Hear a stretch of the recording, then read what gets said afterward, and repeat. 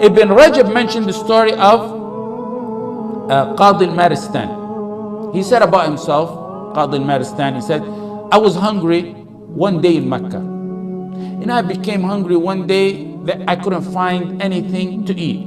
So I went walking around in Mecca. I found a pouch, a tightly tied pouch. I picked it up and brought it to my house. And then in my house, when I untied it, I found a beautiful necklace of pearls that it's like I've never seen anything like it before. He went from a difficult time to the utmost of ease. But tawakkul didn't waver a tiny bit in his heart. Full tawakkul on Allah when he was walking around hungry. And the same tawakkul now that he's a millionaire. It didn't last for long. The circumstance changed, but tawakkul remains firm. Unwavering tawakkul. As soon as he walked in Mecca, right after that, he walked in Mecca, he heard the old man calling out, I lost the necklace and I have 500 dinar reward for whoever brings me back the necklace. He said, I called the old man. That was bad news for him. He thought he was a millionaire. He said, I called the old man. Come to my house. I think I have your pouch. So he told the old man, describe the necklace for me. He said the old man not only described the necklace, but he described the pouch and the string that was tied around the pouch and the number of pearls and the string that held the pearls together and every single detail about the necklace. So he said, I gave him the necklace. It had to have been him. No way could have knew that all those details. And he handed me 500 dinar. And just as I was about to take it, I thought to myself, he said, I don't deserve this. And I refused the reward. The man kept insisting on giving the reward. And it was as if Abu Bakr wanted to keep his reliance on Allah totally, refusing the reward for something he felt he really didn't deserve. He didn't do nothing to deserve that money. So the old man took the reward and left. Qadi al-Maristan, whose name is Abu Bakr, Kunya Abu Bakr, said, I left Mecca after that. And I took the ocean. And on the way, the ship began to sink. All the money on board sunk, and many of the passengers, most of them, died. He said, I seen a small raft while I was in the water. I held on to it, and the wind kept blowing me for such a long time until I got to an occupied island. When I landed on the island, he said, I immediately headed to the masjid, finding that there's no one there, so I began to recite Quran. The people attended the masjid.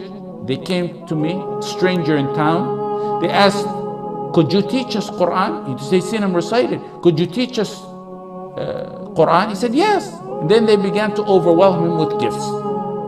Then he said, I seen pages in the masjid one day, so I began to read in them, pages of the Quran. They said, you even know how to read and write? He said, yes. They told him, will you teach us and our children how to read and write?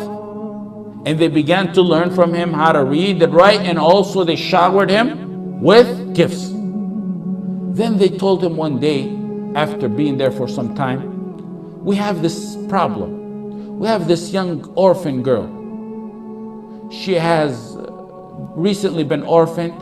Her father died, and we want you to marry her. This was a tactic they did to try to keep him in town and attached to the town so he will not think of ever leaving them. He resisted. He wasn't even thinking about marriage. But based on their insistence, he said, I agree to marry her. He married her. Okay, the night of the wedding, when they presented her to him, he said, I looked at her and I was startled and astonished, and I was unable to raise my eyes off her neck. I seen the necklace I gave the old man some time ago on her neck. This is a true story, authentic story. He wasn't looking at his new bride's face, even though she's mentioned as being one of the most beautiful women in that town, in that island. The relatives around him said, You broke that orphan's heart. How could you look at the necklace and not at her? You're breaking her heart. It's like you're saying she's ugly by your looks. He said, I began to tell them the story of how I found that necklace on her neck, and how I returned it to some old man in Mecca, and how I left Mecca, and then the ship sunk, and how I arrived to their island. I told them the whole details of the story. They began to shout and cry, La ilaha illallah, Allahu Akbar, La ilaha illallah, Allahu Akbar. And the crowds in the town began to gather. He said, why are you people doing this, and why are you astonished? They told him, the man you gave the necklace to is the father of this girl. And what's more astonishing than that is we used to always hear him say, I never met a Muslim on the face of this earth like the man who returned the necklace to me. And they said we used to always hear him make dua, oh Allah, unite that man who returned the necklace with my daughter as her husband.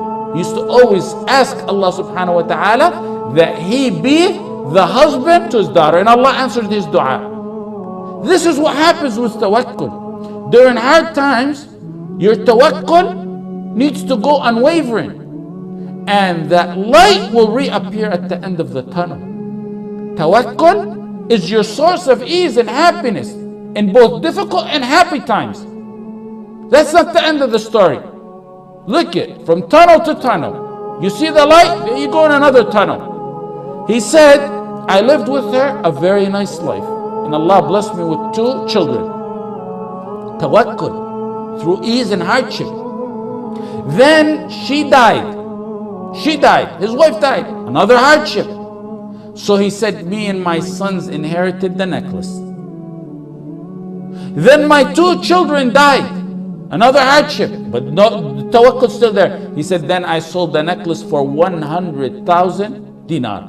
And that's where I got the wealth. He was explaining later on how he got the wealth he has. وَمَنْ يَتَّقِ اللَّهَ يَجْعَلْ لَهُ مَخْرَجًا. Whoever fears Allah and keeps his duty to Allah, Allah will always find him a way out from every single difficulty you can imagine. وَيَرْزُقْهُ مِنْ حَيْثُ لَا يَحْتَسِبْ. He will provide him from sources he never imagined. It will come from sources you never even perceive. وَمَنْ يَتَوَكَّلْ عَلَى اللَّهِ فَهُوَ حَسْبُهُ. وَمَنْ يَتَوَكَّلْ عَلَى اللَّهِ فَهُوَ حَسْبُهُ. Whoever puts his trust in Allah subhanahu wa ta'ala, he will be sufficient for him. Whoever puts his trust in Allah subhanahu wa ta'ala, he will suffice him.